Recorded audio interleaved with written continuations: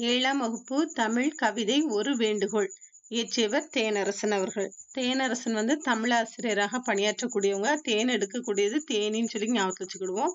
அப்போ அந்த தேனீயானது என்னன்னு சொன்னா, குயில் போல வானத்துல பாடிக்கிட்டு தென்றல் நடுவே வருது அப்படின்னும்போது அந்த இதழ்கள்ல கவிதைகளை எழுதியிருக்காங்க.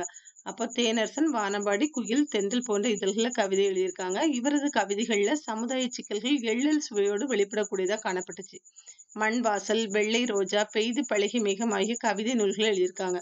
அப்ப தேனரசன் எழுதிய கவிதை நூல்கள்னு சொல்லும்போது என்னன்னு சொன்னோம்னா, நம்ம ஏற்கனவே தேனீன்னு சொன்னோம். அந்த தேனீ வெள்ளை ரோஜா மேல போய் உட்காருது. அதுல உள்ள அந்த தேனீல உள்ள மண்ணானது அந்த ரோஜால ஒட்டுன உடனே அந்த ரோஜா மேகத்த பாக்குது.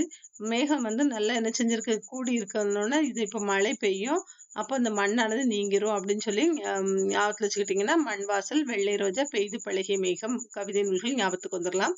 நம்ம பாடத்துல கொடுக்கப்பட்டது எதுன்னு சொன்னோம்னா, பெய்து பழகிய மேகம்ங்கிற நூல்ல இருந்து தான் கவிதையானது தரப்பட்டிருக்கு. கலைகள் மனிதர்களோட வாழ்வோடு இணைந்து தான் வளர்ந்து கொண்டு காணப்படுது. ஒரு கலை படைப்பா இருந்துச்சு அப்படின்னு சொன்னோம்னா, அந்த கலைப்படைப்பானது அழகியல மட்டும் வெளிப்படுத்தினா போதாது. அது மானுடத்தையும் பேசணும் அப்படிங்கிறத தேனரசன் அவர்கள் கலைஞர்களிடம் ஒரு வேண்டுகோளா வைக்கிறாங்க. கலையுலக பிரம்மாக்களே, மண்ணின் வனப்புக்கு புதிய அழகுகள் சேர்ப்பவர்களே, ஒரு மானுடத்தின் வேண்டுகோள். பிரம்மாக்களேங்கும்போது படைப்பாளர்களை குறிக்கக்கூடிய சொல். வனப்புக்குங்கும்போது வனப்புன்னா அழகுன்னு சொல்லி அர்த்தம். அப்போ என்ன வேண்டுகோள் இருக்காங்கன்னா, நீங்கள் சிற்பிகளாக பாறை உடைப்பவனின் சிலை வடித்தால் வியர்வை நெடி வீசட்டும் அதில்.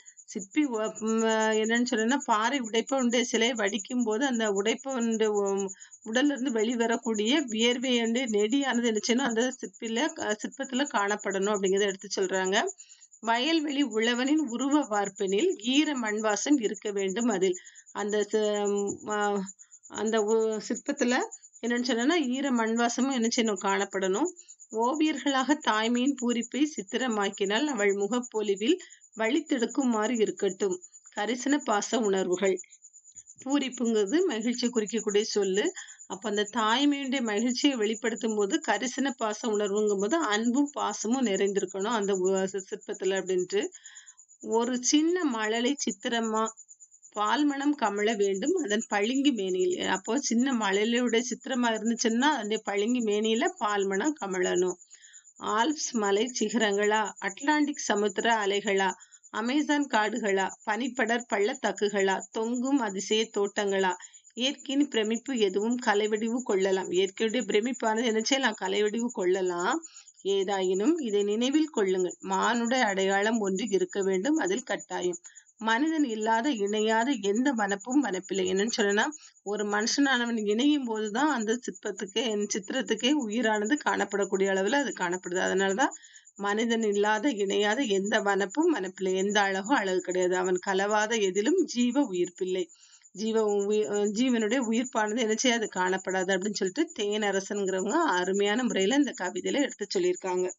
இப்ப எந்த வனப்பும் வனப்பில்லை, மனிதன் இல்லாத இணையாத எந்த வனப்பும் வனப்பில்லை, அவன் கலவாத எதிலும் ஜீவ உயிர்ப்பில்லை அப்படிங்கும்போது ஜீவன் உயிர் வாழ்றதுக்கு எல்லா மருந்து பொருள்லையும் தேனை இணைச்சு கொடுக்குறாங்க அப்படின்னு சொல்லிட்டு இந்த வரிகளை கொடுத்தாங்கன்னு சொன்னா, இயற்றியவர் தேனரசன் சொல்லி ஞாபகத்துல வச்சுக்கிடணும்.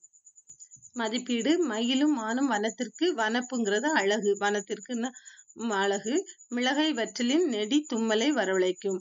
அன்னை தான் பெற்ற மழலையின் சிரிப்பில் மகிழ்ச்சி அடைகிறாள். வனப்பில்லை, வனப்பு கூட்டல் இல்லை, வார்ப்பு கூட்டல் எனில் வார்ப்பெனில். தேனரசனின் ஒரு வேண்டுகோள்ங்கிற கவிதை மூலமா ஒரு கலையானது மனிதன் கலக்கும் போது உயிர்ப்புடையதா காணப்படுதுங்கிறத அருமையான முறையில எடுத்து சொல்லியிருந்தாங்க. கேட்டதோடு தேர்விலையும் கேள்வி கேட்டு சரியான பதில் எழுதி வெற்றி பெறுவோம். வாழ்த்துக்கள்.